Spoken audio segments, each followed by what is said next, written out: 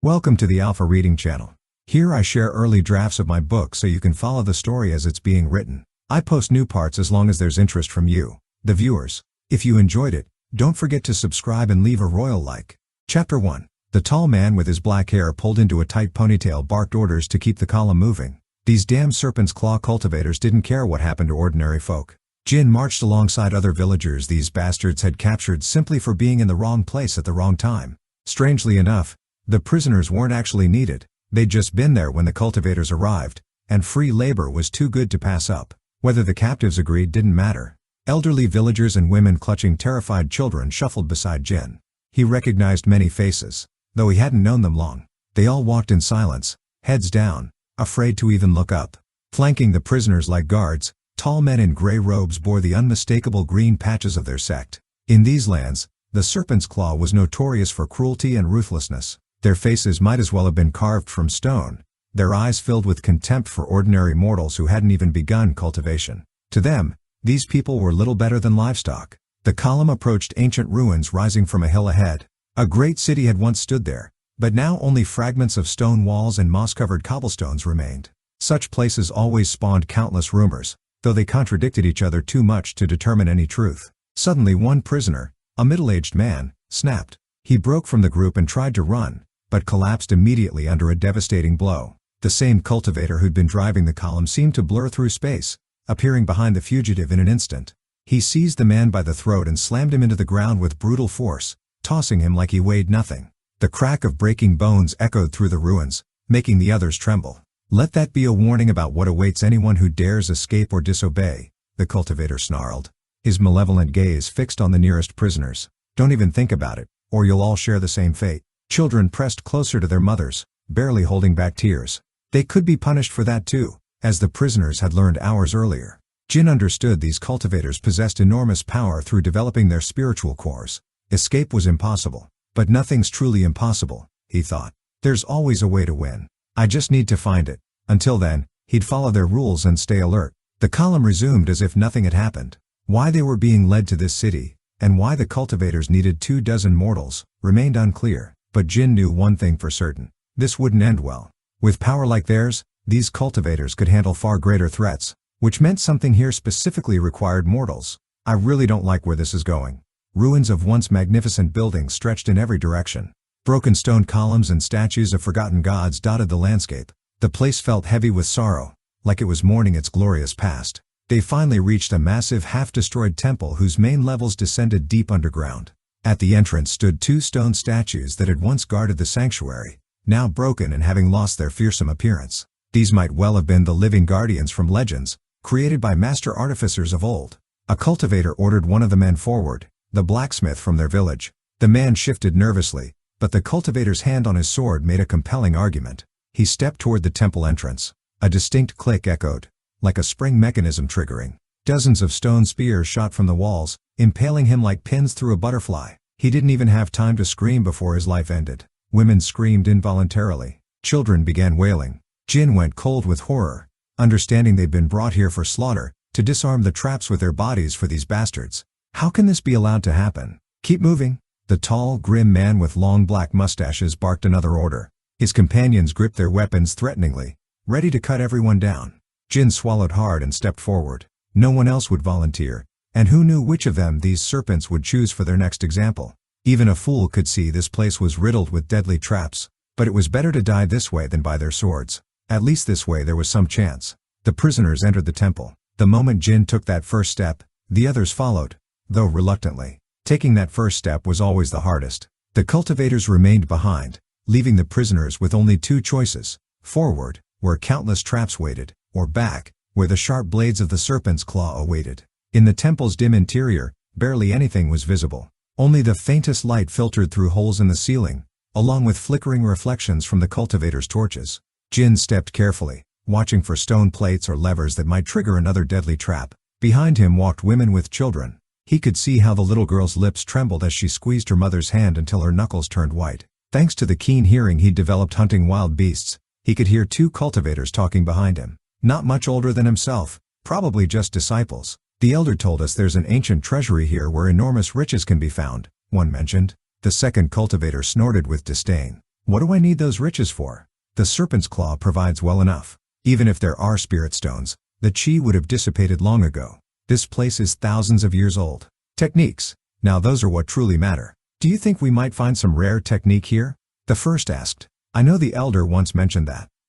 The second answered with patronizing tones. But then an older cultivator roared at them to shut up, or they'd be going ahead with this rabble.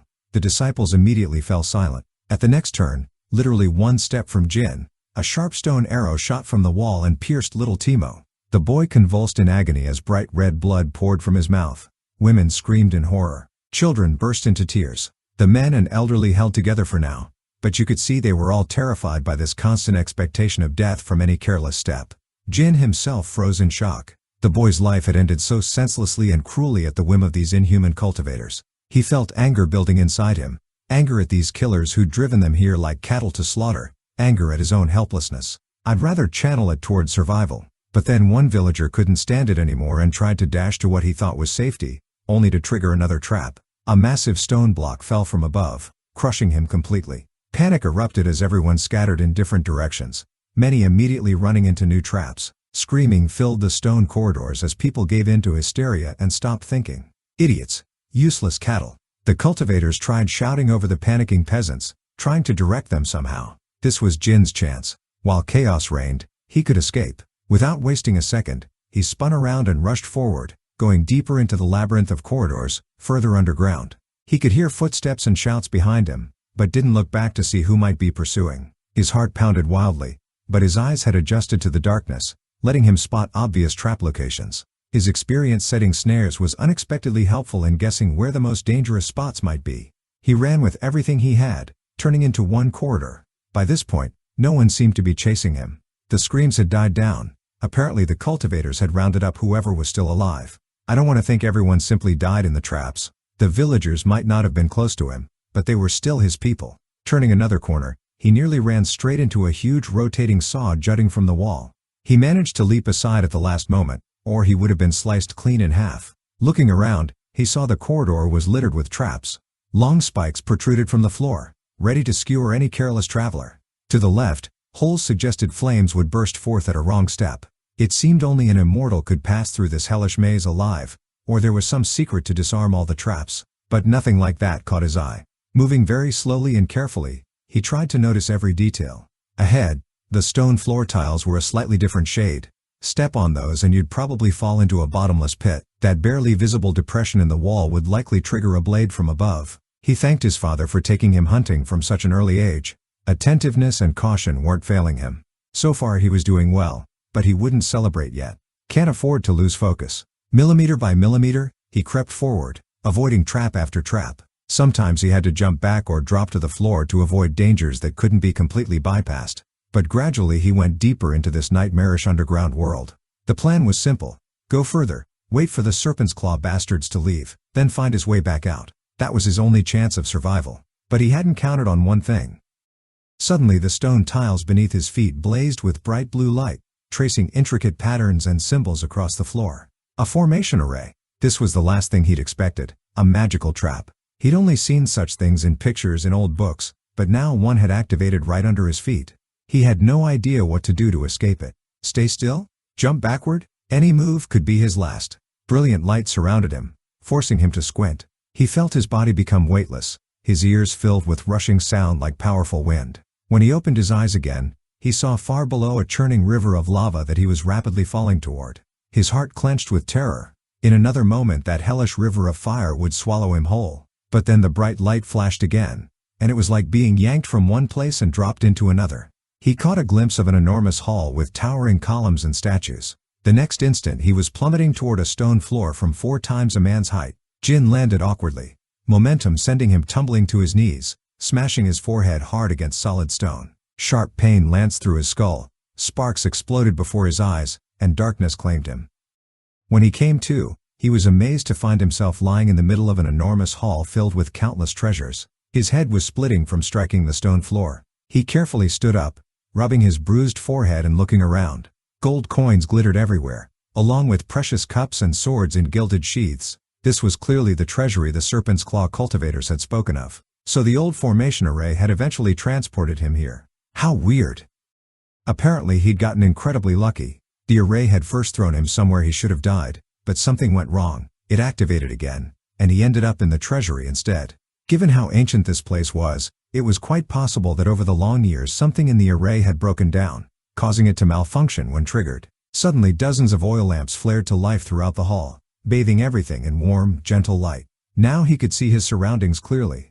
High vaulted ceilings, marble columns covered with elaborate carvings, tapestries depicting great heroes hung along the walls. Lining those walls stood shelves groaning under the weight of diverse treasures. The sight was so incredible that he forgot about his situation and how much his head throbbed. None of that mattered now. He walked slowly among them, examining these wonders. Staffs of black wood topped with precious gems, armor whose golden plates were inlaid with emeralds and rubies. Further on stood coffers overflowing with jewels and coins bearing strange markings. But most of all, naturally, he was drawn to the weapons. Blades, spears, bows, an entire arsenal of deadly instruments. They radiated special power, and he understood these items were imbued with spiritual energy, most likely crafted from high-grade materials.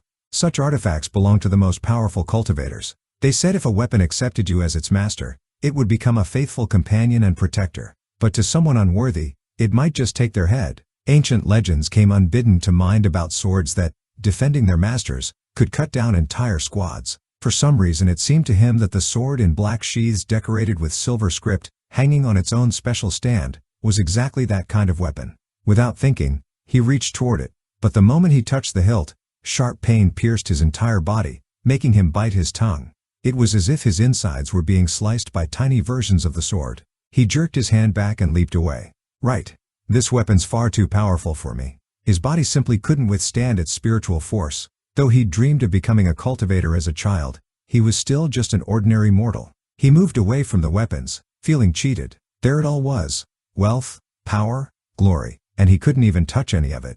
Even though he was one of the strongest and most agile in the village, it clearly wasn't enough. His father had trained him since childhood, taught him hunting and tracking. But like any other boy, he'd naturally dreamed of becoming a cultivator. Every time he and the other kids would look up with wonder when some cultivator flew past their village, standing on what looked like such a thin blade. Amazing and completely out of reach. But only 1 in 1,000 could cross the threshold from mortality and achieve core formation, become a first-stage cultivator. Not to mention true ascension, where the odds were 1 in 100,000. Dozens of tales and legends spun through his head, filling him with inspiration. I won't just give up like this. Even if it cost him his hands, he'd still take something from here. Grab at least one treasure, pull it out with his teeth if necessary. He'd curse himself if he didn't dare try, if he was too afraid to take a possible step on the path of cultivation. Then his gaze fell on several cabinets in the corner of the hall. There, arranged in neat rows, stood dozens of scrolls and ancient-looking tomes. He remembered the words of that serpent's claw disciple. Techniques were far more valuable than any treasures. Coming closer, he noticed the books didn't give off that sense of threat like the weapons had. Quite the opposite, these scrolls seemed to beckon to him, promising knowledge and power beyond his wildest dreams. However, the moment he got within a step's distance, he seemed to crash into an invisible wall. Some strange barrier prevented him from going further. What kind of treasury is this where you can't actually take anything? He cursed. Carefully studying the shelves, he picked out a scroll whose corners were decorated with hefty golden rod frames for gripping while reading and rolling up the text. It lay sideways, taking up most of one shelf. Pulling off his shirt and finding a sharp stone, he began tearing it into strips, tying each piece to the next with strong knots. He fastened a small stone to the very end. While the barrier won't let me pass, I can still get something valuable. Even if he couldn't understand it, he could sell this scroll and set himself up comfortably. Such things were always worth serious money. Spinning his improvised rope with the stone weight, he hurled it at the cabinet. Only on the third try did he manage to hit the scroll with the stone and knock it to the ground. A couple more attempts, and the scroll lay at his feet. Carefully picking it up, he felt no rejection from it, which encouraged him. Gently unrolling it, he saw elaborate symbols in some unknown language. They covered the entire scroll, but didn't run like normal text. Instead they spiraled inward from the edges, forming a mesmerizing pattern. The longer he stared at these symbols, the more unsettled he became. Sweat beaded on his forehead. Strange words seemed to pour into his mind on their own, imprinting themselves in his memory as his eyes traced over them. He couldn't understand them, but he was memorizing them. He couldn't tear his gaze away from the text, but kept reading anyway. Like this, without stopping, he worked his way to the very center, where were the only words he could actually understand. Cloudless sky technique. At that moment the scroll crumbled to dust before his eyes, along with its golden frames. He staggered, feeling his head spin as his body was overcome by strange numbness. It was like thousands of needles stabbing into him, making him shake uncontrollably. His hands wouldn't obey him, neither would his legs. He felt himself falling backward like a stone. "Well, there goes my big score," he muttered. The last thing he saw before losing consciousness was his own hands beginning to glow with pale blue light, and then everything was swallowed by darkness. What woke him, unexpectedly after everything that had happened, was the chirping of birds. Where would birds come from in underground ruins? Opening his eyes, he was surprised to find himself on a wide plateau at the foot of a mountain. All around stretched more mountains covered in dense forest. He sat up, shook his head, hardly believing his eyes. How in the world did I end up in the middle of a mountain forest when just moments ago I was in an underground treasury? Maybe he'd dreamed it all. Maybe he'd wandered too far while hunting, eaten some berries, and fallen asleep? His father had always told him not to eat too many wild berries. He stood up, working the stiffness out of his muscles, and looked around. He needed to figure out where he was and what to do next. Endless wilderness stretched in all directions, and it seemed this forest had neither beginning nor end. But no, this couldn't have been an ordinary dream. He clearly remembered that scroll. Apparently by reading it, he'd inadvertently activated some kind of transportation array embedded at the end of the text. But where would a simple village guy like him get the energy to power such a thing? Could a mortal even activate an array from a scroll? No, that definitely hadn't been an array. There had been some kind of inscription there. A technique with that strange name. What was it called again? Suddenly glowing text appeared before his eyes, announcing that Jin had activated the cloudless sky technique. A nascent spark of chi had been awakened in his body. The system was offering tutorial training, providing a choice between yes and no. Remembering the technique's name and seeing this incredible floating text, he yelled in shock and swung his fist at the message hovering in front of his face. Chapter 2. Jin dropped onto the grass and stared at the weird floating text. He swiped at the glowing letters, but they just scattered and reformed into the same message. What the hell? He'd never seen anything like this. Never even heard of such a thing. The whole situation was completely insane. He cursed and rubbed his forehead hard, hoping the hallucination would disappear. Must have hit my head harder than I thought back in that treasury. But the text stayed put. So he jabbed his finger at no, refusing whatever sketchy offer this was. Learn what exactly? No way was he agreeing to some shady technique that apparently ran itself. The word shifted right before his eyes. Instead of training options, an ominous message appeared. This is a mandatory task. Penalty for refusal. Death. Choose your method of agreement. His eyes started twitching. Are you kidding me? He muttered. Death for saying no? Where'd the no option go? He glared at the floating text. This crap can just hang there. I'm not accepting anything. But his outrage did nothing. A sinister countdown timer appeared next to the options. 1 minute. With each passing second, his eye twitched worse. Shit. He looked toward the mountain peak, hoping the message would vanish. But it didn't. The timer kept ticking down relentlessly. 10 seconds left. Sweat broke out on his forehead. Whatever this was, it went way beyond his understanding. That scroll he'd read was definitely to blame. Problem was, he knew jack about spiritual techniques and had no clue how to get rid of this thing. Fine. Yes. Whatever. He jabbed the air where the positive response hung. This damn technique basically gave me no choice. Agree or die. What kind of training is that? As soon as he agreed, all the messages vanished like they'd never existed. He looked around, confused. Where was this promised training? He waved his hands around. Nothing. No text, no response. Probably just imagined the whole thing. Too hard a blow to the head, no doubt. What kind of technique would threaten death anyway? If this cloudless sky technique didn't suit his body, he'd already be a pile of ash. Though it had felt so real.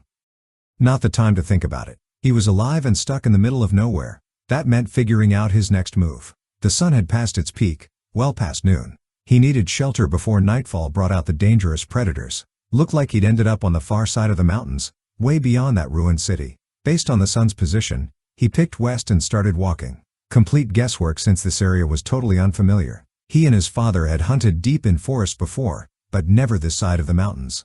No point when there was plenty of game near the village. No point returning to the village either. Barely anyone left there anyway, and he'd only lived there a couple weeks himself. He stood up, brushed off his pants, and headed deeper into the forest. No real path. So he had to push through thick hazelnut thickets, catching his clothes on thorny branches. Instinctively he reached for his hunting knife. Would have made this much easier. Then he remembered with annoyance that one of those serpent's claw bastards had taken it. Nice little blade, the guy had said. I'll keep it for myself. Damn thief. That was a gift from my father. If he were a practitioner too, he'd have broken the guy's fingers. For now, he could only wait for payback. Practitioner or not, everyone's human. Can't stay alert all the time. The weapon situation was urgent though. Plenty of predators in deep forest. And if he ran into one that had started cultivation? No, I'm not becoming wolf food. Fortunately, the forest could provide what he needed. Just had to know where to look. He examined his surroundings and found a tall oak with thick branches. Breaking off one about arm length, he grabbed some sharp stones from around its roots. Then he got to work shaping it into a spear. Tedious job. Scraping bark, smoothing the surface, sharpening one end. He worked up a serious sweat before the simple branch became a decent weapon. Not as good as his knife, but having something in his hands gave him confidence. Just as he finished, he heard rustling in the bushes. Before he could even get alert, the familiar text appeared. System warning. Approaching danger. Training task. Defeat the wolf. Reward? Unknown. He nearly dropped his newly made spear. So I didn't imagine it. This cursed technique really is forcing me into some kind of training. Defeat a wolf? Apparently he'd jinxed himself thinking about one earlier. Now what? Was he supposed to wander around until nightfall looking for a predator? The system added a penalty for non-completion. Death. The choice was again between two variants of agreement. Oh come on. No choice again. He swiped across the message, agreeing, and the text disappeared. The rustling came again. His instincts suddenly screamed danger. He leaped aside just as an enormous wolf landed with a roar exactly where he'd been standing. The beast was almost calf-sized. Powerful paws with long claws dug into the earth. Saliva dripped from its maw, and its eyes blazed red. Nothing like an ordinary forest wolf. What the hell did I get myself into? He jumped back and took a fighting stance, spear forward. His heart began racing. The technique somehow knew what was happening around me. That's why it gave this task. But that's completely insane. How is any of this possible? The wolf growled and began circling slowly, leaving deep furrows in the soft earth. They sized each other up before the decisive strike. This beast was stronger and faster than him. He needed to be smart, use any opportunity. He shouted a challenge, trying to boost his courage. The wolf suddenly leaped straight at him. He barely dodged those powerful jaws and immediately struck back. The spear point only lightly scratched the beast's side, but it howled and jumped away. A fierce battle started. He kept dodging the wolf's attacks while trying to reach it with his spear. But the beast was agile too, fierce in its desire to get him. Surprisingly, all his movements were much faster and more precise than before. His body felt lighter, more responsive to every thought. Can't afford to be distracted right now. If before such a wolf would have given him serious trouble, if not killed him in the first few minutes, that wasn't the case now. With some sharpened stick he was fighting it, almost matching its strength. At one point he miscalculated and jumped back from its claws too hard. His foot slipped on a wet root, and he lost balance. The wolf immediately pounced, knocking him down. The enormous maw with yellow fangs loomed over him. But he managed to brace his spear against the beast's chest in time. It essentially impaled itself with its own weight. A long howl rang out, and hot blood splattered on him. The wolf snapped its teeth near his face for a while longer. God, that reeks. Finally the beast went limp, its head dropping. He pushed the wolf's body with all his strength and crawled out, struggling to extract his spear from his first prey. Breathing heavily, he sat on the grass. The bloodied wolf lay motionless, a red puddle spreading from its fatal wound. Only when he'd calmed down did he feel sharp pain in his shoulder. When did that happen? In the heat of battle he hadn't even felt when the creature raked its teeth across his shoulder. The wound wasn't too deep, but he couldn't risk infection. He needed to wash and bandage it immediately. Following the slope, he listened for the babbling of water from somewhere below. Soon a small stream glittered among the trees. He knelt and scooped cool water, washing away the blood. The wound stung, and the cold water made his movement stiff, but better this than leaving it untreated. Now he needed healing herbs. Fortunately, he knew basic medicinal plants. Not as well as some herbalist, but any hunter had to know wound treatment if he wanted to make it home. Soon he found bluish grass growing at the base of a large boulder. Frost moss, a plant that could disinfect wounds and stop bleeding. He carefully gathered it, making sure to break it properly from the root base. Then he tore his shirt sleeve and tightly bandaged his shoulder after applying the healing herb. At least now he didn't need to worry about infection. He didn't return to the wolf's carcass. Hate to waste such good materials. The hide could have made warm clothing, and the meat would have been useful food. But right now he had neither time nor strength to skin it and carry it with him. He'd have to keep moving and hope to find some settlement before nightfall. Otherwise he'd spend the night in the open, and if such predators lived here, he probably wouldn't survive the next encounters. He continued through the thicket, listening to every rustle and peering ahead. Gradually his heart calmed after the fight, and he began analyzing what had happened. This mysterious cloudless sky technique definitely enhanced my abilities. Otherwise he probably couldn't have defeated such a beast, especially with only a primitive spear. His reactions had become significantly faster, and his body felt strengthened too. But what was this exactly? The first message had said a budding chi spark had been awakened in his body. He knew practitioners used chi energy and formed some kind of core inside themselves, but he'd never heard anything about sparks. Suddenly the familiar text appeared again. Formidable opponent defeated. Level increased to 2. Characteristic point distribution now available in status window. Of course the damn status window is still locked. The technique's text stated it would only open upon reaching level 5. If this technique's forcing me to do things I don't want, no surprise it works by its own logic too. He had too little information about such things to understand what it was doing to him. And levels. He'd heard that practitioners following the cultivation path had stages and spheres, but levels? No. Who could have possibly created a technique where everything's backwards, yet so serious it affects me like this? Tasks with no option to refuse and death as penalty. However, the fact remained, the technique was real. It worked, though how exactly remained unclear. He walked for about an hour before dusk began thickening. He had to admit he probably wouldn't find any dwelling before dark. He'd have to spend the night under the open sky. Soon he found a small clearing surrounded by thick undergrowth that could serve as natural shelter. In the center he built a fire to ward off predators. The night turned out restless. Less than an hour after sunset, threatening growls came from the thicket. He jumped up, gripping his spear and peering into the darkness. A huge shadow emerged from the bushes. He barely had time to dodge when an enormous boar burst onto the clearing. The enraged beast charged past, its bristly side brushing him, but he avoided its tusks. He struck back but only grazed its hide. All night, forest predators kept trying to attack, drawn by the scent of blood. Their eyes glittered with hunger in the darkness, but they couldn't catch him off guard. By the time the eastern sky began lightening, he was so exhausted he could barely stand. His thoughts were muddled from lack of sleep, and his body ached. During the day I need to keep moving to get out of here. But first, rest at least a little. He remembered his father's advice. A true hunter knows how to become part of the forest and thereby avoid many dangers. In his current situation that would really come in handy, but he'd never managed to achieve the necessary state before. Maybe now he could. After everything that had happened, he tried to reach such a state, detaching from worries and merging with surrounding nature. He sat cross-legged, closed his eyes, and concentrated on his breathing. Tried to imagine himself as part of this world, to merge with it as one. But drowsiness and anxiety prevented true relaxation, as always. Nevertheless he pushed these thoughts aside and stubbornly focused on the sensations his father had described. Suddenly everything around him seemed to freeze. He saw thin streams of energy flowing through earth, plants, and air. Tiny insects crawling on leaves. Even sensed the heartbeats of night beasts slowly moving away. This feeling of unity lasted only a moment, but made him shudder. What was that? I've never experienced anything like it. He immediately tried to return to meditation to make sure it wasn't chance, but he was too excited to relax. His thoughts were tangled. What happened? That unusual feeling, like the world itself, gave me a bit of strength. Many questions, no answers. He lay down by the fire, feeling intense fatigue. The images of those thin energy streams still stood before his eyes. Finally he fell into uneasy sleep full of vague visions, for just a couple hours. At dawn a ray of sunlight breaking through tree branches woke him. Another day of travel lay ahead, trying to get out of this cursed forest. Chapter 3. The next morning, Jin wanted to punch a tree. This damn system was screwing with him. He remembered he was supposed to get a reward for killing that wolf. Question marks had popped up in his vision. Had to be some kind of mystery or whatever. He'd forgotten about it during all that predator nonsense, but now it came back to him. So he asked the technique about it. Just threw the question out there, not really expecting an answer. Honestly, he should have kept his mouth shut. Task defeat wolf completed. Reward: you survived. That's not a reward. That's just what happened, you stupid system. God, what did he expect? Whoever created this cloudless sky technique had a seriously twisted sense of humor. Either that, or they wanted to mess with anyone dumb enough to use it. Lucky him. The next 3 days crawling through the forest were pure hell. He kept heading west, following streams and rivers. The mountains were long gone.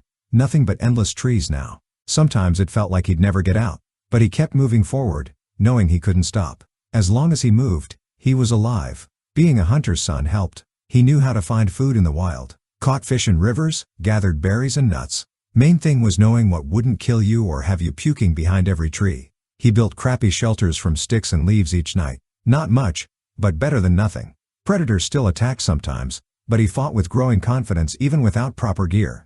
His reflexes were getting sharper. movements more precise. He was almost used to the technique's weird messages after every fight. Sometimes it gave him tasks to kill beasts he ran into.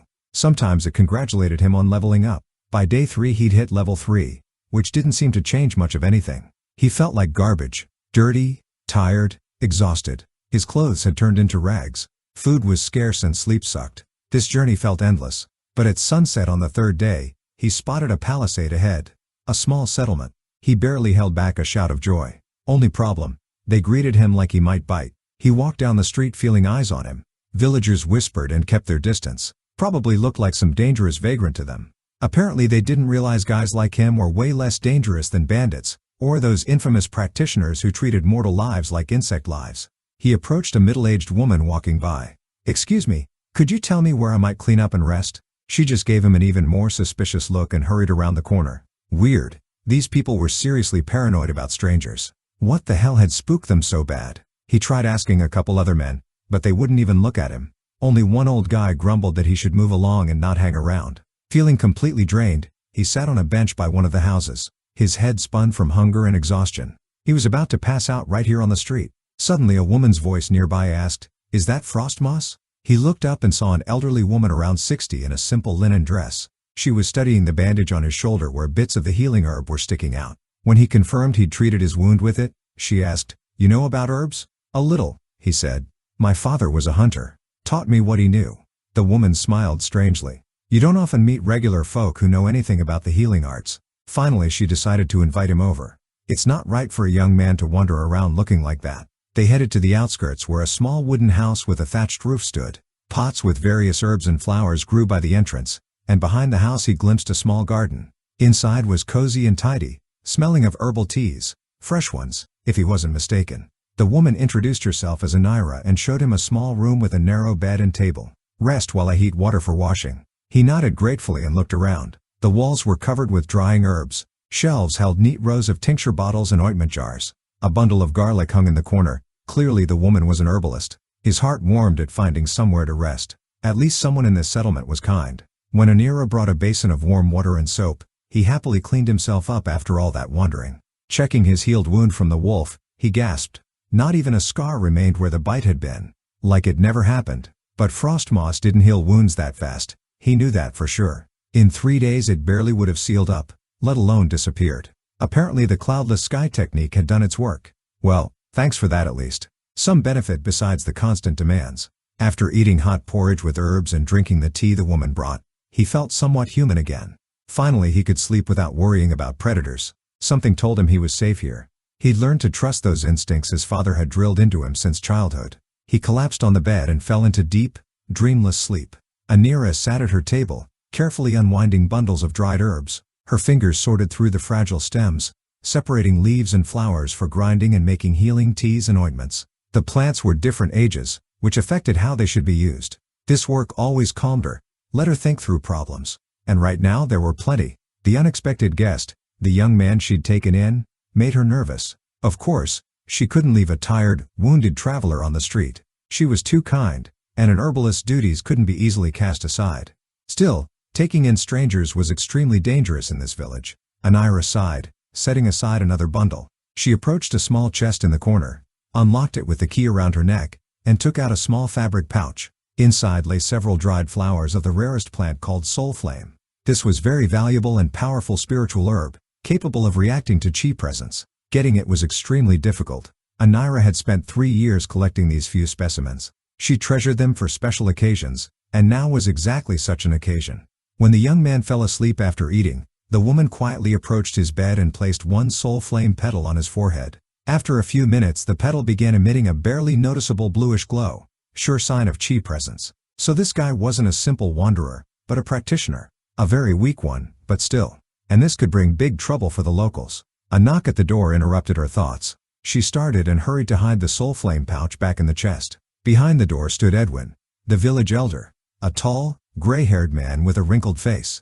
"We need to talk," he said immediately. "You know that outsider can't stay in our village. We're already on edge after all those tributes to the Yellow Scorpion sect." The woman sighed. Of course she understood his concerns. But it wasn't that simple. Edwin listened as the herbalist firmly stated, "This young man is no simple wanderer. He's a practitioner who's already stepped onto the cultivation path. The elder's eyes widened. How do you know? Anira explained she'd sensed the spiritual energy coming from him, not intending to go into details. As an herbalist, she had her secrets and methods to determine this reliably. The elder gasped and clutched his head. We don't have enough problems, he wailed. If Yellow Scorpion representatives find out we sheltered a foreign practitioner, they'll kill us all. Then he caught himself, realizing he was speaking too loudly. Calm down, Anira told him. The young man can't hear anything. I added sleeping herbs to his tea so he'd sleep soundly for several hours. The worried elder fretted. What happens if he finds out about the herbs? He'll get angry. Sure as anything he'll get angry. He began pacing. Angering a practitioner means saying goodbye to life. The herbalist explained. I didn't do this to keep him from waking up. He needed sleep. Judging by his condition, the guy might be a practitioner, but he hasn't slept properly in a very long time. An ordinary person would have collapsed ages ago. The calming herbs will help him rest better. The elder calmed down a bit, but his face still showed anxiety. We can't drive him away, or he'll get enraged and his clan will destroy the village. But keeping him here is dangerous too. Anira continued his thought. What if the Yellow Scorpion finds out? We'll end up dead anyway. The elder pondered. Indeed, the situation was complex, caught between two evils. Both promised death. Finally he suggested, let's wait. In a couple weeks a wandering practitioner hunter comes here. He always shows up around this time to get news, rest, and do some trading, you know that. Maybe he can smooth this over. For now there's no point angering the young practitioner. Besides, maybe we can even get some benefit for the village as thanks for helping. Many practitioners don't like staying in debt and answer good with good. We've just been unlucky this time. But what can you do? Anira nodded. The elder was wise as always. Edwin promised to tell the other residents to behave normally with their guest and not even think of picking fights. When the elder left, Anira sank back into thought. Something told her this strange young man's appearance in their village was no coincidence, but the true meaning remained unknown for now. Jin woke toward evening when dusk had thickened outside the window. After long rest and healing sleep he felt amazing, like he'd been reborn. Even his muscles had stopped aching. The herbalist sat at the table, diligently grinding something in a mortar. He sincerely thanked her. That tea worked real magic on me. He bowed with hands folded, showing maximum respect. I feel so much stronger. You're a master of your craft. Anira smiled. I'm glad to help. She waved for him to stop bowing, but he could see it pleased her. Never forget little things like that, his father had often reminded him. The herbalist mentioned, while you slept, the village elder visited. He brought something for you. She handed him a neatly folded stack of clothes, fresh shirt, pants, and even boots. Surprisingly, everything looked unworn, which was hard to expect from a village, especially for a stranger. The elder noticed how badly your clothes suffered on the journey, so he decided to help. Jin was genuinely surprised by such care from the elder, since when he'd arrived, residents had clearly avoided him. But clothing was really necessary, so he gratefully accepted this gift. The fresh shirt felt great on his shoulders, and the boots were just the right size. He'd really been wondering how to patch what he was wearing before it completely fell apart. While he changed, Anira returned to her table and continued pounding dried herbs in the mortar. Her experienced hands rhythmically worked the pestle, transforming stems and leaves into fine healing powder. Then the familiar text of the cloudless sky technique appeared before his eyes again. Task: study alchemy basics and prepare 100 spirit-invigorating pills. Reward? Unknown. He quietly sighed. What had this cursed technique come up with now? Alchemy and potion-making weren't his thing. He was a hunter, not some kind of healer. This required a completely different approach, and he hadn't been trained for that. But arguing or refusing the task was pointless. Especially since next to him sat a wise herbalist brewing teas. Maybe she could help figure out alchemy basics. At least she definitely knew basic techniques. Only thing was, he doubted the herbalist would know the recipe for a pill that practitioners usually used for their own development.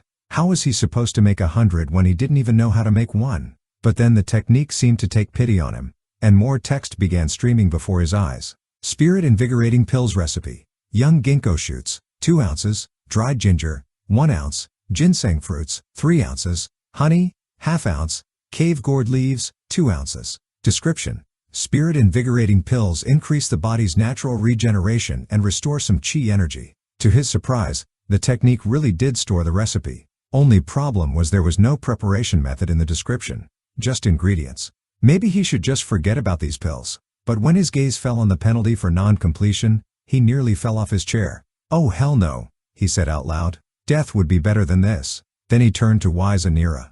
You wouldn't happen to know anything about alchemy basics, would you? Chapter 4. Anira looked at him strangely. Well, I can't compare to real masters, but I know some things. He asked his next question about creating pills, eyes flicking to that penalty text again. The herbalist shook her head. I only know the theory. Pill recipes belong to practitioners, and they don't share that knowledge. Herbal powders and tinctures are more my thing. Could you teach me if I gave you the recipe? Jin asked. I could leave some pills for you as payment. That seems fair. He bowed respectfully, hoping for a yes, and looked up at her again. The woman squinted, studying him carefully. Are you sure you want to share a pill recipe? Those secrets are heavily guarded.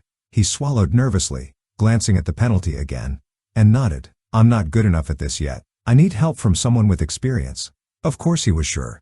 The damn message said the penalty for failing would be acute diarrhea for 3 days straight. He wasn't going to die in the bathroom. You couldn't think of anything worse. Taking a quill and paper from the table, he wrote down all the ingredients the cloudless sky technique had shown him. Anira studied the list carefully and pointed to the last line. Cave gourd leaves are pretty rare. They grow deep in caves where it's really humid. I've got maybe 7 ounces at most. If you want to continue, you'll have to get them yourself. And that's dangerous. Plus we'll need more of the other ingredients too, since we don't know how many attempts you'll mess up. I'm ready for that, Jin declared. Show me how to make a pill. The herbalist decided she'd make the first one. Slowly, so you can remember the technique. Though I've never done this with such an unusual recipe. So I might not succeed on the first try either. This needs more experience. She explained that in recipes, ingredients were always written in the same order they needed to be used. If you didn't mix anything up, we can try making this pill. Jin watched every move carefully. She skillfully ground and mixed all the ingredients, measuring portions with special balance scales. His father had been right. Watching a master work was something else. She commented on each action, explaining why she did things certain ways. Even though he hadn't asked, it was useful for understanding the process. The herbalist carefully formed a small ball the size of a pea from the mixture and placed it on thin cloth to dry. But the result didn't satisfy her. The woman stared at the pill, frowning like nothing had worked out. When he asked what was wrong, Anira explained, this isn't a spiritual pill. Just a bunch of useful ingredients. Nothing more. They should complement each other, merge their beneficial properties. But that's not happening. She pulled an unusual plant leaf from her sleeve, half-dried. Touching the pill with it, she frowned even harder. There's not a gram of spiritual energy in this pill. Just like I thought. A mortal can't create a pill. Not enough invested spirit energy, which I can't provide. You need to create it. At his surprised question, Anira clarified, you're a practitioner, obviously. I don't have spiritual energy. It needs to be used when mixing ingredients. Only then will each give up its power and bind with the others. I've heard practitioner alchemists use special tools and unique flame properties, but obviously there's nothing like that here. We're a small village doing our own trade, with nothing that could interest martial artists.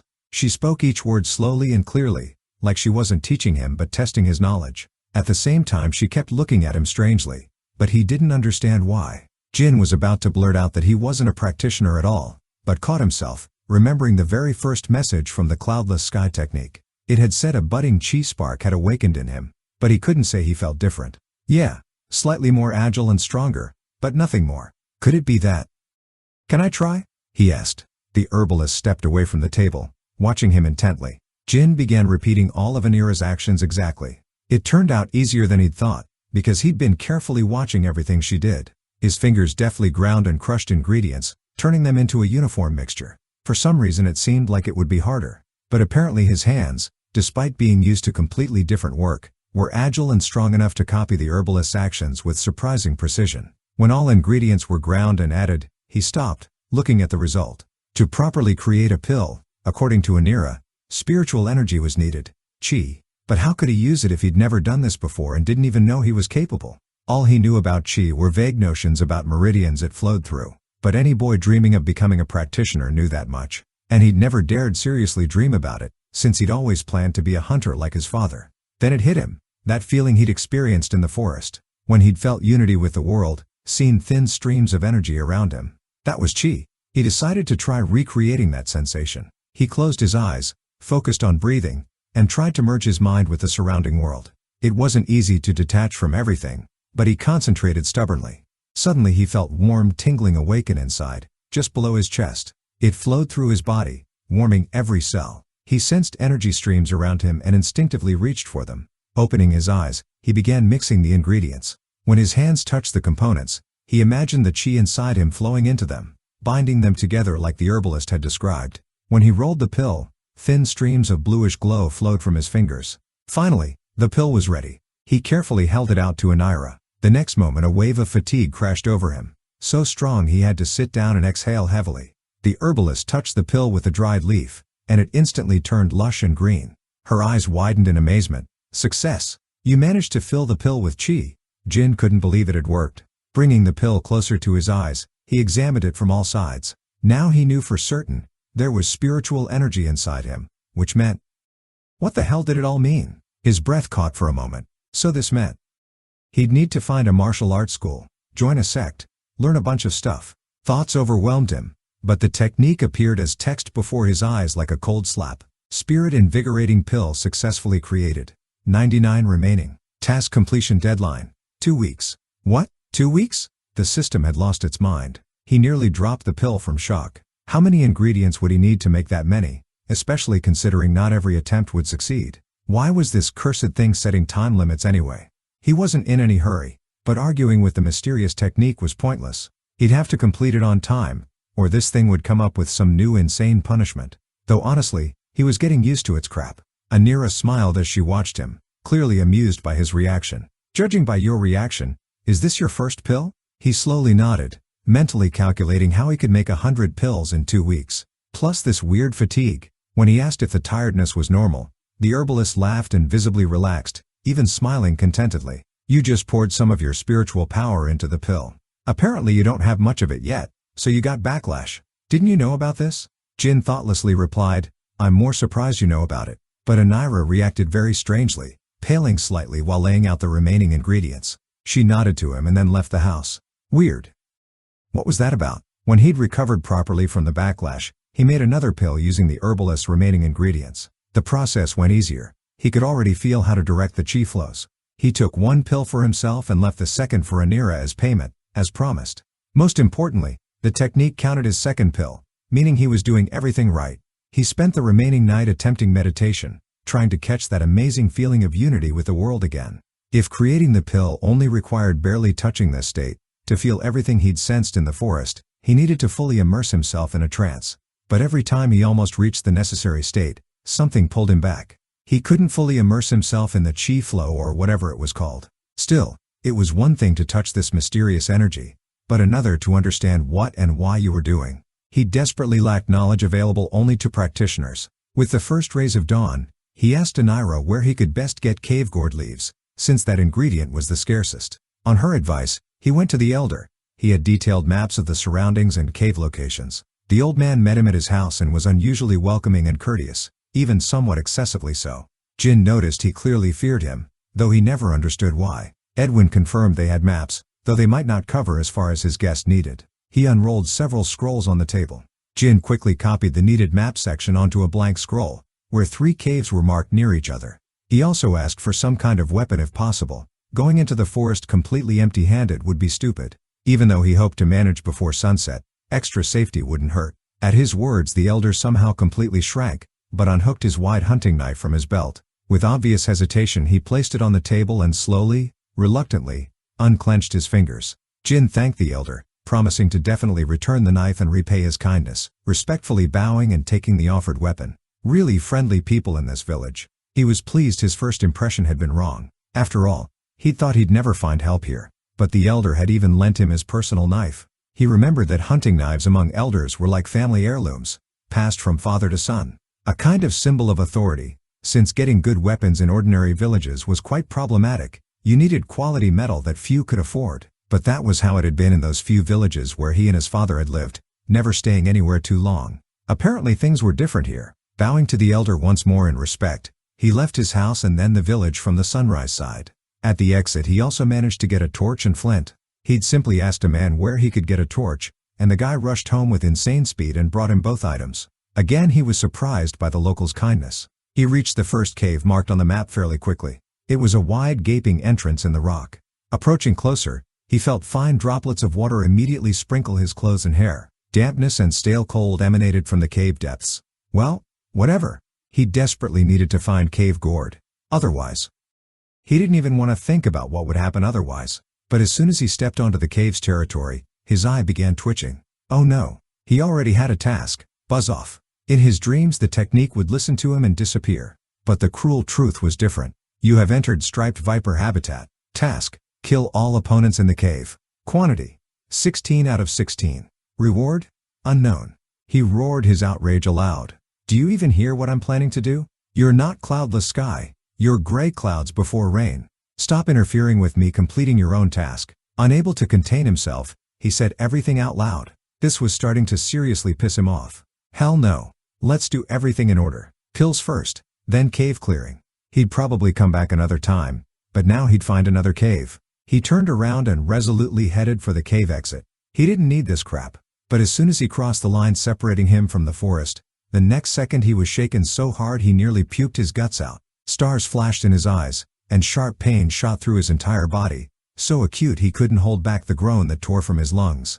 Like he'd been chopped into many small pieces and then reassembled. He doubled over, coughing heavily and spitting up a mouthful of thick blood. Out of the corner of his eye he saw something very much like lightning run along his arm. What the hell had just happened? Chapter 5. Everything spun around him. His legs gave out and Jin collapsed to his knees, pain shooting through his entire body. Colored spots danced in his vision. Struggling to focus, he saw bright red letters appearing against the gray cave wall. Penalty for task refusal. Abnormal effect.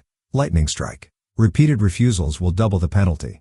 Are you kidding me? He wheezed, spitting blood. His arm still shook from the electrical charge. Somehow he got up and staggered to the cave entrance wall. He leaned against the cold stone, trying to catch his breath. His heart hammered like crazy. Just minutes ago he'd thought he could outsmart this cursed technique. Apparently its creator didn't give a damn about whoever used cloudless sky. They were right, he muttered.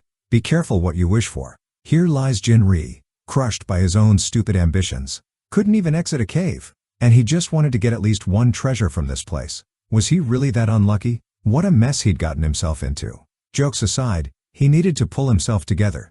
He shouldn't have underestimated the technique's power. But he didn't really have alternatives either. He couldn't just sit around when his life was at stake. As long as he was alive, there was always a chance to figure this thing out and get rid of its control. What a reason to survive, just to spite cloudless sky. Struggling to his feet, he pulled torch and flint from his pack. A couple strikes, and trembling flame lit up the grim cave walls. In his other hand he gripped the hunting knife, blade pointing down.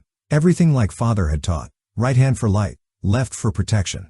Stepping carefully, he moved deeper into the tunnel. So far everything was quiet, with only water dripping from the ceiling disturbing the silence. Soon the first branch appeared. Left or right, choosing right at random, he began making his way along the wall, watching his footing. Who knew what surprises might wait in these ancient stone passages? 16 enemies wasn't impossible. They probably wouldn't all attack at once. If you thought about it, he dealt with larger numbers. After all, he had plenty of dangerous beasts under his belt, including predators. Ordinary ones, not spiritual. But surely these striped vipers weren't that different. He didn't want to think about how wrong he was. Because, as if responding to his thoughts, the familiar blood-red text appeared again. You have entered spiritual striped viper habitat. Task: kill all opponents in cave. Quantity: 16 out of 16. Reward: unknown. Spiritual snakes? A chill ran down his spine. Now he really felt uneasy. They'd just been striped before. What the hell had changed them to spiritual? Father had always taught him to stay away from creatures whose names included spiritual. Said they were a completely different level of danger. Spiritual beasts were larger, stronger, and more cunning than ordinary ones. And most importantly, they possessed basic chi, making them far more dangerous. Becoming a spiritual beast was the first step on the cultivation path, toward gaining intelligence. And an intelligent opponent was 100 times more terrifying than any monster, no matter how ferocious. He swallowed hard. What choice did he have? Let lightning strike him again? And then again, since the technique had kindly promised to double the penalty. No way. Better to try surviving a fight with vipers. Even spiritual ones. Giving up definitely wasn't an option. Never. He squeezed his eyes shut and took several deep breaths, trying to calm down. He remembered father's instructions for fighting snakes. Strike fast and accurately. Aim for the head. Move smoothly and silently to avoid provoking attacks. Most importantly, never lose composure. Gripping the knife tighter, he continued deeper, not even paying attention to the plants he'd actually come for. That wasn't important now. Step by step, trying not to make noise, slowly counting breaths. The stale, humid underground air pressed on his chest. There weren't many natural corridors, so even if he got lost, he could eventually find the exit. Or a hungry snake he couldn't dodge. He heard quiet rustling ahead. Tiny pebbles scattered from the walls, disturbed by something large and heavy moving. He froze, afraid to even breathe. Slowly raised the torch higher. A long scaly body shot out from around the turn, thick as his wrist. Gray steel-striped hide gleamed in the torchlight. The flat head opened wide, revealing sharp teeth with liquid dripping from the fangs. Not saliva. Saliva wasn't gray-green. That was definitely poison. But vipers weren't supposed to be venomous. His body reacted faster than his mind. He jerked aside, dodging the snake's swift strike. Sharp teeth snapped centimeters from his leg. To his surprise, the snake didn't recover from missing. Instead, it coiled into a spiral and, freezing for a moment, sprang in his direction again, opening its maw so wide his face could easily fit inside. He moved sharply from under the strike and immediately raised his hand with the knife. With a swift movement he plunged the blade into the viper's flat head, pinning it to the ground. The snake thrashed in convulsions, its tail trying to wrap around his arm, but he held the handle firmly until the creature went still. Exhaling, he pulled the knife from the snake's head, holding it down with his foot. Thanks to the elder for boots with thick soles, the blade came out with an unpleasant squelching sound. Wiping sweat from his forehead, he looked at the defeated viper's carcass. There was the first inhabitant of this den he'd beaten. The technique's text didn't keep him waiting. 1 spiritual striped viper killed. 15 out of 16 remaining. Had he really dealt with this monster so quickly? Listening to his own sensations in surprise, he realized his body had indeed become much faster and stronger, even compared to that wolf battle. Like he could control every muscle, every nerve. Was this all thanks to cloudless sky? Was he getting used to it? Or did it affect him this way without him tracking what exactly was happening? He wasn't allowed to finish this thought. 3 more snakes crawled out from around the turn, attracted by the noise. Their hissing heads turned toward him, swaying. The vipers slithered in his direction, writhing across the stone floor. His heart hammered in his throat. 3? All at once? His reflexes tensed, all muscles ready to leap at any moment. Only one thought pounded in his head: kill the bastards before any managed to bite him and inject poison. The snakes attacked almost simultaneously. They rushed toward him, aiming for his legs. He jumped back, waving the torch to drive them away. 1 snake recoiled from the fire, but the other 2, ignoring it, threw themselves forward in an arc, bypassing the flame. Crouching down, he lunged with the knife, aiming for the nearest creature's head. The blade entered the scaly body, staining itself with dark blood. But because of it he didn't have time to dodge the second snake. The gaping maw aimed straight for his thigh. At the last moment he managed to thrust forward his arm with the torch. The snake bit into the shaft with its teeth, furiously shaking its head. Unable to hold on, he released the torch, and it flew aside, illuminating the cave with dancing shadows. The snake, still gnawing on the shaft, flew with it, and for a while he got rid of it. Out of the corner of his eye he noticed the first snake, the one that had recoiled from fire, crawling toward him again. Spinning sharply and letting its strike pass by him, he chopped down with the knife with all his strength. The blade went deep into the snake's back, almost cutting the writhing body in half. Turning back around and simultaneously jumping aside, he saw the third snake sliding toward him across the stones. A leap forward, a swing of the blade, and the creature's head with its permanently gaping maw fell to the cave floor, while the headless body continued writhing for several more seconds. Exhaling noisily, he straightened up. Sweat ran down his forehead. His shirt stuck to his body. Swallowing thick saliva, he struggled to catch his breath, noting he could still handle 3. He hoped they wouldn't all attack in a mob at once. His own voice calmed him slightly. Making sure the snakes were really dead and wouldn't unexpectedly attack him, he picked up the torch and moved on. Around the turn he discovered a wide hall with a low ceiling, and he froze on the threshold, letting out a horrified gasp. Throughout the hall, writhing and intertwining with each other, snakes crawled. Many snakes. Even in the uncertain torchlight he counted at least a dozen vipers. Apparently those 3 that had attacked him earlier were just scouts. They'd simply checked what prey was wandering near the lair. And now, catching his scent, the entire horde of venomous creatures was gathering for the hunt. He felt blood drain from his face. The next moment the snakes, hissing, rushed in his direction. A glittering tangle of scaly bodies rolled across the floor, aimed straight at him. Spinning around sharply, he bolted back down the corridor. Fighting in open space against a bunch of venomous creatures. Easier to just stab himself in the stomach. He raced back by memory, just trying to stay away from the walls so he wouldn't trip over stones. Behind him came many-voiced hissing. The snakes were chasing him, having caught the scent of prey and not wanting to let it go easily. A couple times he almost stumbled, but by some miracle kept his balance. Why did it have to be spiritual snakes? He panted through his teeth, and a whole damn nest of them. If he fought them, wounds were inevitable. And he hadn't thought to bring antidote, and it wasn't certain ordinary remedies would help against such snakes. He needed to think of a way to kill them all at once, and he had an idea. An idiotic, almost suicidal idea. He hadn't had time to think of another in such a situation. He raced toward the cave exit, but the snakes didn't fall behind either, reminding him of themselves with another volley of hissing. Finally, light appeared ahead. The exit was close. Out of the corner of his eye he noticed the snakes were starting to catch up. Their scaly bodies writhed ever closer, and sharp venomous fangs gleamed in the torchlight. Anyone who saw this would think he'd lost his mind. And right now that was probably true. He let the snakes catch up to him right at the cave exit. The next moment, gathering his remaining strength, he leaped forward sharply, flying out of the dark opening onto the rocky ledge. The snakes rushed after him. They soared into the air following their prey, and for a moment a terrible picture appeared. A dozen gaping maws with long fangs, aimed straight at him. While in flight, he sharply turned in the air and grabbed the snake tails of the nearest ones with his hands, gathering them in an armload. His fingers clamped onto the slippery scales like a death grip. The snakes hissed even more furiously and began writhing, trying to reach him with their teeth. Sharp fangs flashed dangerously close to his face and hands. Soon they'd be able to twist around and sink their teeth into him. But at this moment a cunning and slightly mad smile appeared on his lips. Chapter 6. Suddenly sharp pain pierced Jin's body. Every cell felt like it was being stabbed by red-hot needles. A hoarse scream ripped from his throat. The cloudless sky technique had hit him with punishing lightning for trying to refuse the task.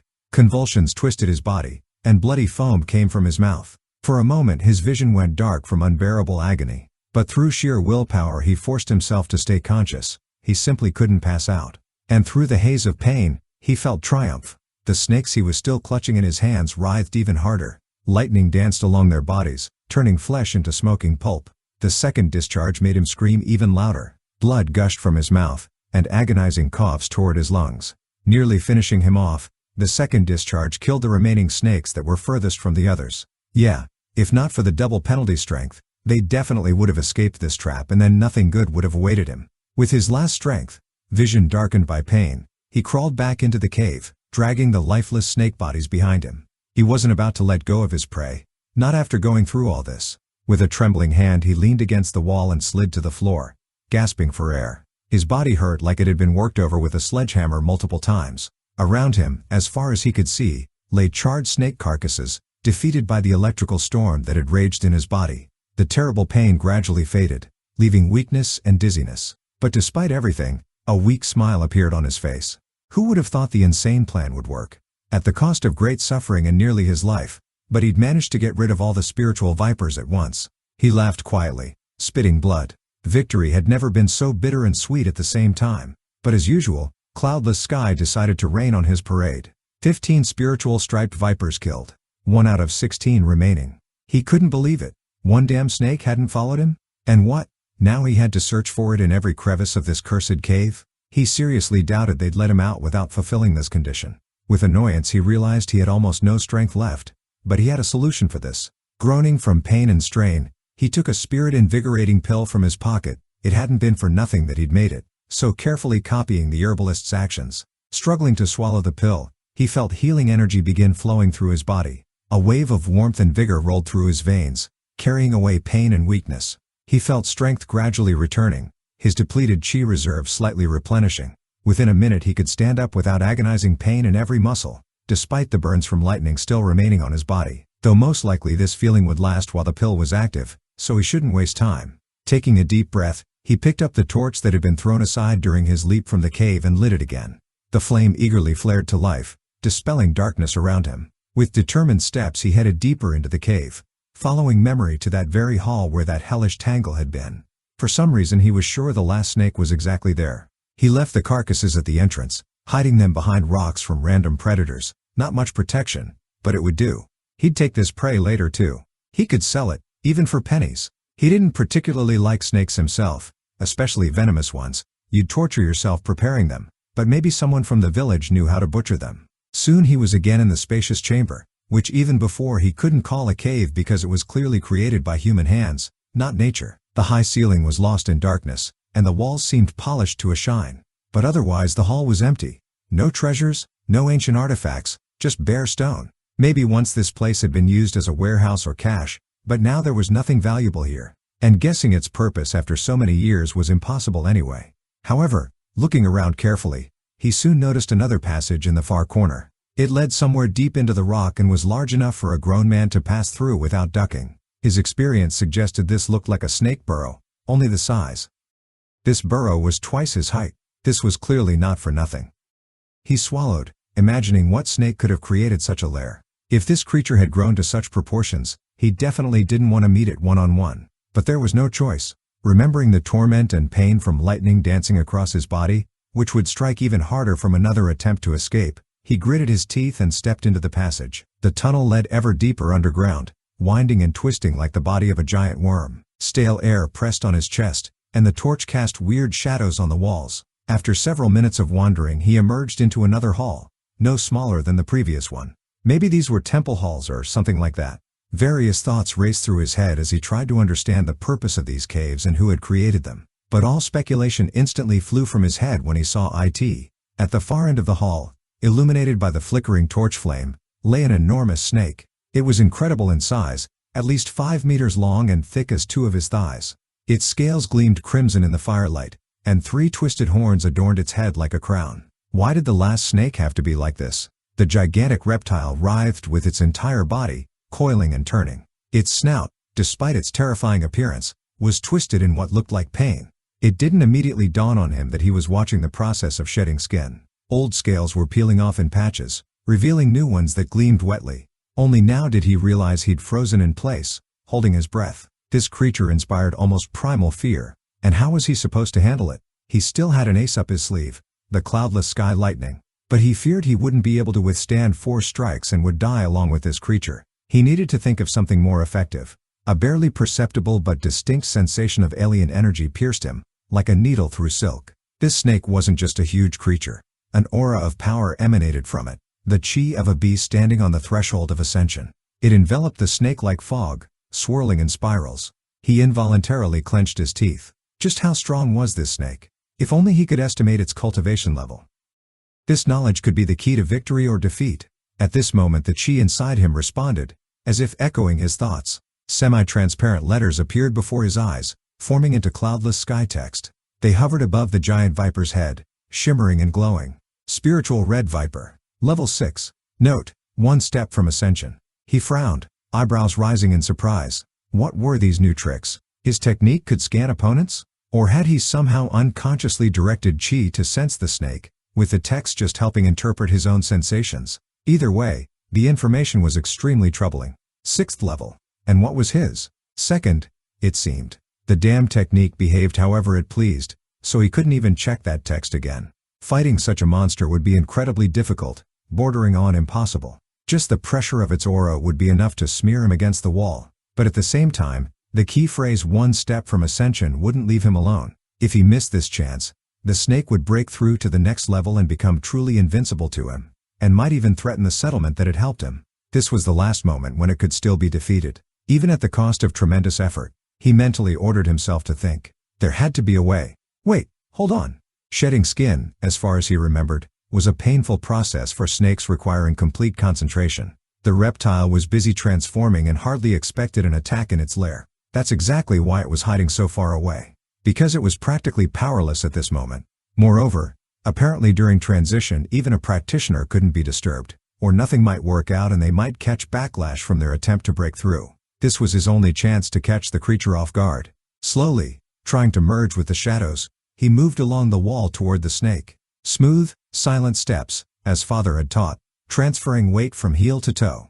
Despite the crackling torch in his hand, the enormous viper paid him no attention, completely absorbed in its business. The closer he got, the more distinct became the pulsing haze of spiritual energy around the snake. The energy thickened, changed color from white to purple, as if gathering strength. It suddenly dawned on him. This wasn't just molting, but part of the ascension process. The snake was accumulating chi to make the decisive leap and break through the barriers of its current stage. Alright, he'd gotten within striking distance. Time. Lunging forward sharply, he leaped at the viper, aiming the hunting knife right between the horns, at the brain. 1 strike to finish the bastard. He could only hope the knife would pierce the creature's hide.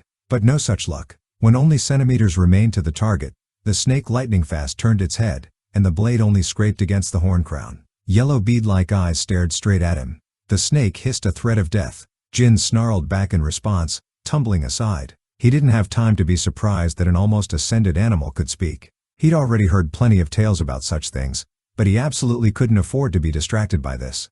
They began circling the hall in a deadly dance, the snake, unwieldy due to its unshed skin, and him, relying only on instincts and skills gained from dozens of trips into the deep forest alone. The massive tail crashed down nearby. He barely dodged but immediately tried to attack. The knife again slid off the tough scales without causing harm. The snake's body writhed and lashed, while he leaped between the coils, like he was dancing through a minefield. Everything he knew and could do, all the agility and speed he'd developed since childhood, everything went into play. He dove, crouched, rolled away, struck with the knife again and again. But the snake was damn resilient. Sweat flooded his eyes, his breathing became ragged.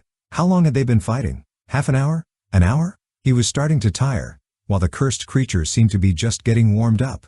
And then it hit him. His gaze fell on old snakeskin shed throughout the hall. He lunged for the nearest piece and grabbed it. Aha! Swinging his arm, he hurled the skin right at the viper's snout. It was taken aback for a moment, its eyes veiled by a whitish film. The beast furiously shook its head, trying to get rid of the obstruction. Chance. A dash forward, his foot powerfully pushed off the floor, throwing his body toward the viper. His leg muscles burned with fire, his heart pounded like mad. The distance rapidly closed, but the snake seemed to sense his approach. The huge head darted in his direction, its maw opened wide, revealing terrifying fangs dripping with poison. The whitish film still interfered with the viper's clear vision, and it missed, snapping its teeth literally centimeters from his face. Jin, finding himself right next to the snake's snout, suddenly realized that simple knife strikes were useless against the tough scales. He needed to act differently while the snake couldn't see him properly. Grabbing the viper's nostril with his left hand, he forcefully yanked it toward himself. The snake hissed and tried to pull away, but his weight still pressed the head to the ground. His right hand with the knife swept up and plunged into the soft palate, penetrating inside the mouth. He felt the blade sink into flesh, finally overcoming resistance. The snake thrashed furiously, but he only pressed his foot harder on its lower jaw, not letting it close its mouth. His knee rested right between the venomous fangs. Ignoring the pain in his aching muscles, he tensed and pushed the knife even deeper. Now even the handle disappeared between the snake's gums. Somewhere there, in the depths of the skull, the blade's point reached the brain. The snake issued a final hiss and went limp. Its yellow eyes glazed over and rolled back. Jin released his grip on the nostril and exhaled noisily. He'd done it. Had he really won? A triumphant smile bloomed on his face. He'd done it. Brought down a spiritual creature one step from Ascension. Right before his eyes, semi-transparent lines suddenly appeared. The familiar cloudless sky text. Task complete. Spiritual viper habitat cleared. The letters flickered as if congratulating him on success. But then new ones poured down, more and more, filling his entire field of vision. They overlapped each other. Blurred. Spread. Wait, what was happening? He blinked, trying to focus his gaze, but the picture before his eyes continued to double and swim. A troubling suspicion crept into his head. He brought his right hand to his face, and cursed through his teeth. Son of a bitch! A small wound with ragged edges was bleeding on his hand. Apparently when he'd driven the knife into the snake's mouth, one of its fangs had still managed to sink into him, and inject its poison. Nausea hit with new force. His knees began to buckle. With his last strength he shook his head, slapping himself sharply on the cheek. Oh no! Too early to lose consciousness. He needed to get to the village. There should be antidote there or at least something that could. Struggling to move his cotton-like legs, he took a step, another, a third, and suddenly doubled over in a coughing fit so severe that tears spurted from his eyes. Damn poison. It was spreading faster than from an ordinary snakebite. The spasm released, and he, overcoming weakness, brought his right hand to his mouth. His lips embraced the wound, his tongue pressed against the salty flesh. Taking a deep breath, he forcefully inhaled air, along with it sucking in the poisoned blood. His mouth filled with the metallic taste of venom. He spat the viscous liquid on the floor and again put his lips to the wound. Once, twice, 3 times. After the 4th time his vision finally darkened completely, and his knees finally gave way. The cave around him spun in mad rotation. Through the murky veil he could only make out the flickering letters of cloudless sky hovering right before him. You have reached level 5. Chapter 7. Consciousness slowly crept back to Jin, dragging him out of darkness. He couldn't blame it for taking its time. He'd been through some seriously unpleasant stuff with that overgrown snake. But he couldn't keep lying around forever either. He stirred with a groan and opened his eyes. His head felt foggy, thoughts moving like molasses. What had happened? Where was he? The last thing he remembered was fighting the spiritual red viper. The snake's fangs had caught him at the last moment, poisoning him. Then everything went black. Carefully propping himself up on his elbow, he looked around. He was lying in the same place where he'd passed out, on the rocky cave floor, not far from the dead giant snake. But something had changed. He could feel it in his bones. His body responded with pleasant lightness and strength. He took a deep breath, filling his lungs with cool underground air. No heaviness in his chest. No suffocation. No burning in his veins from snake venom. Even the old burns from the lightning strike had healed without a trace, though before they'd ached constantly. Did I really heal? He muttered in surprise, feeling his body in amazement. But how was this possible? For something like this you'd need resources at minimum, plus tons of spiritual energy. And most importantly, he felt no effects from the poison. As if responding to his words, semi-transparent lines flashed before his eyes again. The ones he hadn't been able to see before passing out. You have reached level 5. Upon reaching 5th level, your body has completely healed. All damage restored. Access granted to inventory. Personal spatial pocket created by cloudless sky technique. He blinked skeptically, rereading these lines. Apparently this infamous technique wasn't as useless as it had seemed. It really did have some serious power. Well damn, and he'd thought this thing was only capable of tormenting him with stupid tasks. And a spatial pocket, he'd heard about those. Practitioners had such things, basically bottomless bags where you could put tons of stuff without being bothered. Like the space inside was folded in a special way. But such treasures cost insane money, like everything practitioners used. Tales about their artifacts always circulated among regular folk, and it wasn't always clear what was made up and what was actually true. But the technique's text claimed he'd just acquired something similar. He chuckled and experimentally picked up the torch that had gone out and was lying next to him. As soon as he thought about it, the torch disappeared, like it was sucked somewhere and dissolved in the air. Then before his inner vision, he just needed to concentrate slightly. This spatial pocket appeared with his torch inside. At the same time he felt that his desire alone was enough for the torch to appear in his hand again. It works, he exclaimed. Holy crap, this really is. Before he could finish the thought, his gaze caught the next lines. Reaching 5th level, you have stepped onto the initial stage of the Ascension path. Your body and spirit are at the level of 1st star of initial sphere. You are now capable of accumulating world energy, forming your own core. His jaw dropped. If before he'd been doubtful about such things, even after creating his first pills, now it was like someone had shoved his face in the facts. The next lines only strengthened his excitement. Reaching 5th level, you have gained access to status window. There it was, what Cloudless Sky had been hinting about since his victory over the wolf. Come on. Show me what this window is. You've been dangling the carrot but not showing anything else. As soon as he thought about it, a semi-transparent screen appeared before him, displaying rows of text. Name: Jin Ri. 1st star initial sphere practitioner. Strength: 10. Agility: 13. Intelligence: 10. Charisma: 10. Spiritual energy: 10. Fame: 0. Title: none. Bloodline: none. Available points: 50. He stared at this list in bewilderment, trying to process what he'd seen. His characteristics, strength and agility made sense, though he would have put more points there. But apparently you couldn't expect anything good from this technique. But spiritual energy, bloodline, what were those even? And what to do with all these free points? Strengthen himself? He thoughtfully scratched his head. So much confusing stuff, and no explanations, naturally. With all its incredible level, couldn't this technique have provided hints for someone who understood absolutely nothing? Well, before this he'd known nothing about any points and statuses, and somehow he'd lived. So he'd figure it out as he went, like before. First he needed to get out of this cave and return to the village. Though, if he was really a practitioner now, maybe he should immediately set off to find a school or sect where they could help and explain everything happening to him. Only thing was, revealing the whole truth would be deadly dangerous, so he'd need to think about that. His gaze stopped on the defeated red viper carcass. He should get the elder's knife back. It wouldn't be right if he didn't return it, since these people had been kind to him. And for them, a knife of such quality was clearly far from simple. He got up and carefully approached the dead snake. Wincing at the nauseating smell already spreading from the body, he stuck his hand between the sharp fangs, feeling for the handle. His fingers closed on the rough surface, and he yanked the blade out. But what was this? In his hand was not at all the simple knife the village elder had given him. This weapon looked completely different.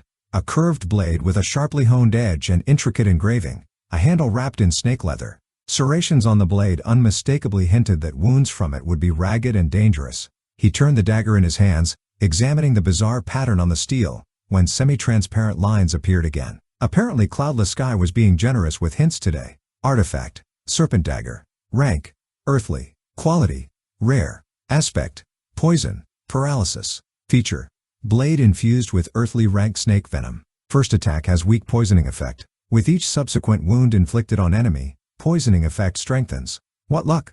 Not just a weapon, but a rare artifact with its own aspect. He couldn't help grinning. Today could definitely be considered incredibly successful. Maybe it had even been worth risking so much to get such a reward?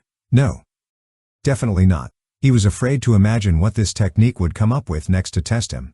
After examining the dagger a bit more, he put it in his inventory and, reaching into the maw again, pulled out the hunting knife he'd originally gone after.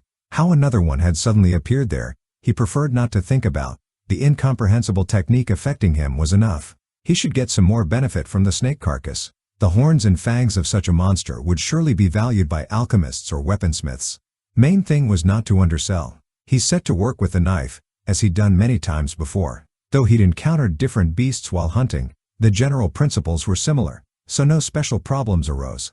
The work wasn't pleasant. His hands quickly got dirty with thick blood and scraps of flesh, but it was worth it. After throwing the trophies into his inventory, he carefully wiped the knife on the snake's hide and looked around. He needed to complete what he'd actually come to this cave for: gather ingredients for pills.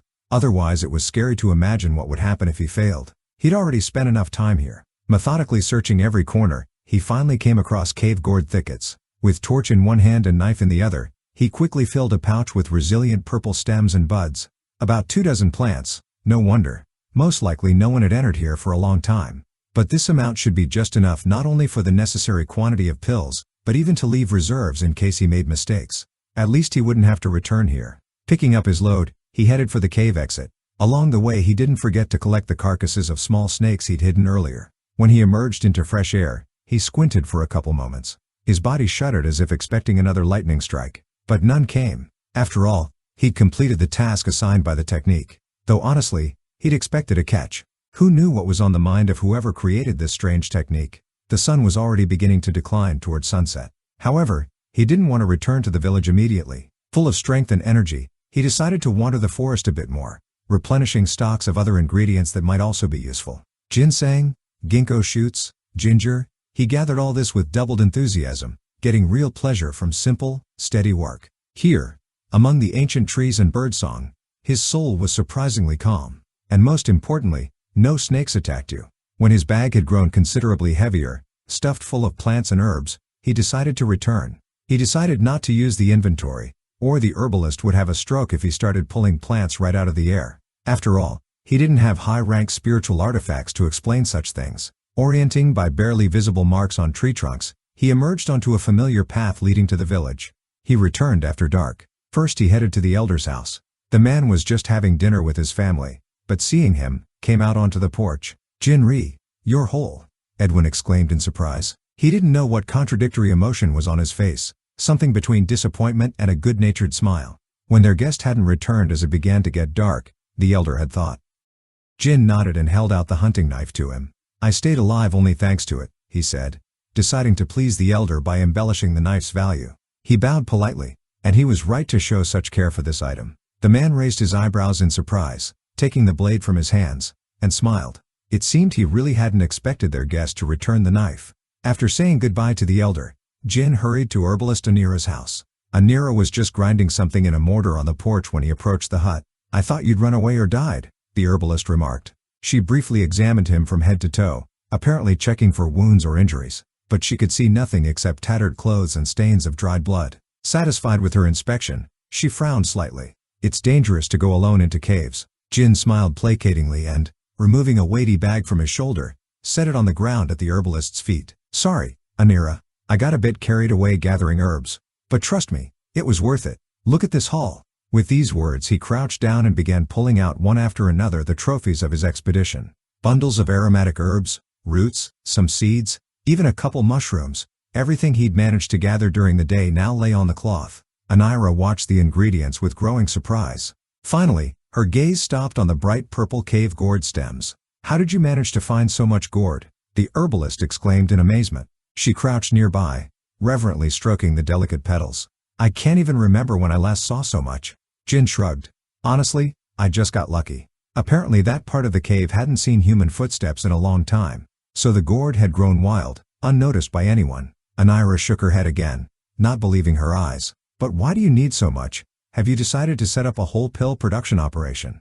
"I need 100 pills," Jin explained. "But please don't ask the reason." At that moment the herbalist's eyes widened slightly in surprise, but she still restrained herself and nodded as if understanding. The next week and a half flew by like a single moment. All this time he threw himself headlong into making healing pills. From early morning to late evening he ground, mixed, boiled, infused, basically worked all kinds of magic over the cauldron. Of course, sometimes he had to be distracted by searching for missing ingredients or helping local residents. Here, it must be said, he didn't really have a choice.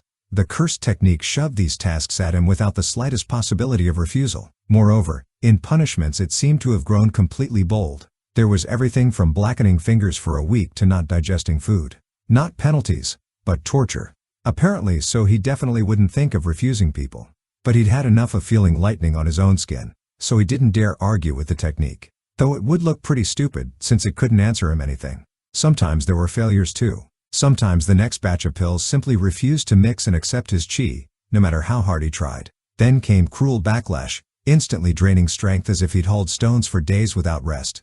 But he stubbornly continued perfecting the recipe, starting over again and again. Each time he understood better exactly how to process plants and direct his inner energy so he wouldn't have to recover for long afterward. His efforts weren't in vain. By the middle of the second week he already had 90 ready pills. Anira just threw up her hands when she saw his supplies. "You've apparently made enough for a whole pharmacy." The herbalist was amazed by his persistence too, but at least didn't interfere with his work, even despite late nights when he stayed up, absorbed in the process. "And you wanted to give me half of this? I'll take 15 pieces, no more." If practitioners suddenly found out we had so many, there would definitely be extra questions. I'd like to avoid that, but these pills could help many people. Over the past time Jin had become practically one of their own in the village. Everywhere you looked, friendly faces, amicable nods, warm invitations to come for tea. Even the kids who'd initially avoided the stranger now ran squealing after him through the streets. All it took was helping people when he could.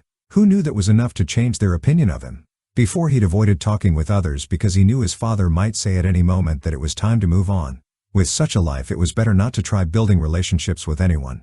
It would just be another reason to be sad. He was already beginning to get used to the steady routine of village life. However, fate apparently decided to remind him that peace was just a dream. It was the middle of another day. He was just sitting at Anira's, helping her sort freshly gathered lotus leaves, while the herbalist herself had gone to the elder to resolve some internal village matter. Suddenly the door burst open with a crash, making him jump.